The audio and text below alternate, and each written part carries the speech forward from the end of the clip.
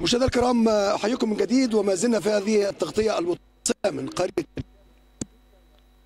طبيه لجعل قريه شيشابه خاليه من فيروس. مؤسسه الاستاذ الدكتور عبد الاحد جمال الدين للتنميه بالتعاون مع صندوق شركه فاركو الدوليه. الاستاذ الدكتور حرص على ان يكون على قائمه العمل وعلى راس العمل والاشراف هنا في قريه شيشابه. اهلا بيك يا فندم، صباح الخير. صباح الفل.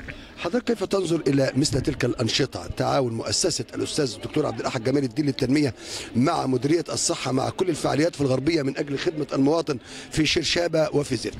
هو استاذ شاكر، الحقيقه البلد كلها بترحب بدور المجتمع المدني ومساهماته في التنميه ومساهماته في تقديم الخدمات للمواطنين، وبلاقي مساهمات المجتمع المدني هنا في الغربيه بالذات. يعني انا هنا في الغربيه بقى لي مده كبيره، في مساهمات المجتمع المدني عاليه جدا عندي، من ضمنها القافله اللي احنا موجودين فيها. طبعا انت عارف حضرتك والجميع يعلم اهتمام القياده السياسيه بالقضاء على فيروس سي، وكان من هنا انطلقت الوزاره تحت قياده الوزير الدكتور عماد بالظبط.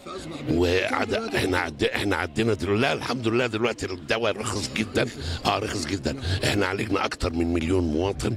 طبعا في اهتمام بالقياده السياسيه والوزير والمحافظ هنا والمجتمع المدني. احنا موجودين اهو في احدى مساهماته. الحقيقه دي كلها بتتضافر الاخر في ان احنا نقضي على بلوه ومرض فيروس سي لما له من تاثيرات سيئه على الصحه العامه للمواطنين. انا بلاقي مساهمات المجتمع المدني دي بتمشي يدا بيد مع مساهمات الحكومه والانفاق الحكومي.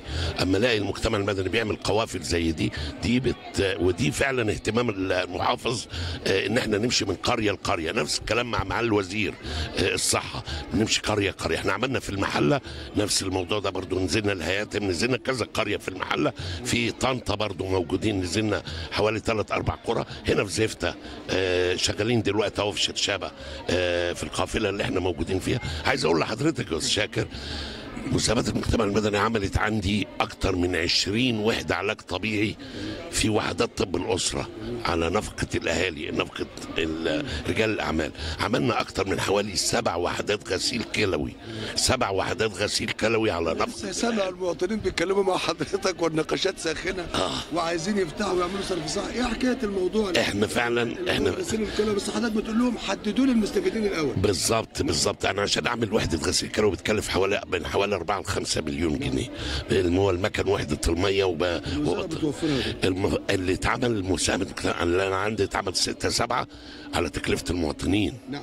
يعني عملنا في بيار كفر الزيات، عملنا في العمريه، عملنا في الشين في قطور، عملنا في ارانشو بسيو، عملنا حوالي 7-8 مساهمه مجتمع مدني على تكلفه المواطنين بالعالم. هنا لو هعملها في شيشابه هتعمل برضو، لو في مساهمه مجتمع مدني اوكي، ما كانش هنعملها. واحنا فعلا المكن موجود، الحاجه موجوده، وانا قلت لهم ما فيش اي مشكله، بس اعمل مكن يكون فيه مرضى.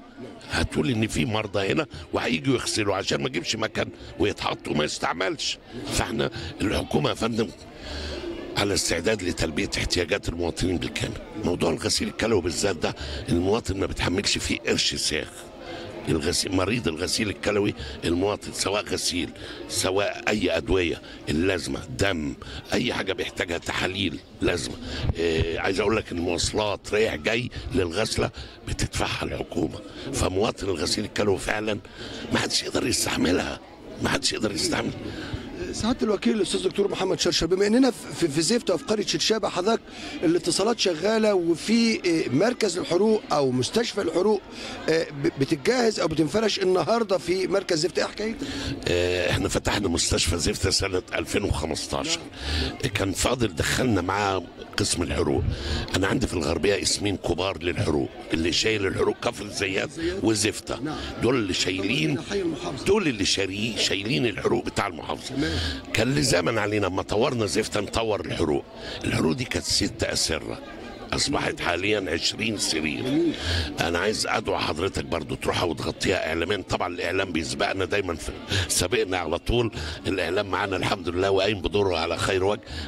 تغطيها وتشوف حضرتك. احنا استلمناها يوم الاربعاء والخميس، استلمنا حروق زفته من المقاول الاربعاء والخميس. النهارده بنفرشها، مستشار الوزير باذن الله، مستشار الوزير للمستشفيات ان شاء الله جاي لنا الاسبوع ده عشان تتفقد الحروق بتاع الزفته. احنا خلاص بنفرشها اليوم، وكنا بناخد تمام عشان نفرشها اليوم.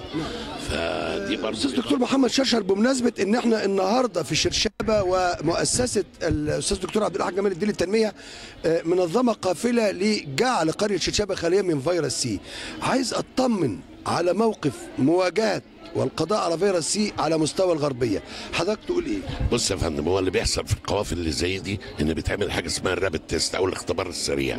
الاختبار ده بيقول لي ان في مثلا لو في 1000 مثلا طلع منهم مثلا 200 ايجابي، ال 200 الايجابي دول لازم يتعمل لهم تحليل اسمه PCR عشان يقول لي في ولا ما فيش.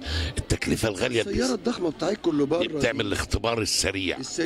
PCR بقى اعمله عندي انا برضو، اتفقت مع سياده السفير دلوقتي ان اللي يطلع ايجابي، يعني مثلا 1000 عملنا كشفنا على 1000 طلع منهم 200 ايجابي، ال 200 الايجابي دول هاخدهم احلل لهم عندي، يا اما في حميات طنطا، يا اما في كبد المحله، يا اما في التامين الصحي حسب الاقرب. PCR لان الPCR غالي. يطلع بقى اعمل له ال 200 دول PCR، ممكن يطلع منهم الاخر 50 60 هم اللي عايزين العلاج. في الوقت ده بيتعمل لهم قرار علاج على نفقه الدوله وياخدوا العلاج مجاني. هو ده الدور اللي بتقوم بيه القطاع الخاص مع الحكومه. جميل. اشكر حضرتك وبرحب بيك هنا على ارض شرشابه، وتعاون حضرتك مديريه الصحه مع مؤسسه الاستاذ دكتور عبد الاحد جمال الدين للتنميه. شكرا دكتور محمد. اشكرك جدا يا فندم، شكر بيه، شكرا.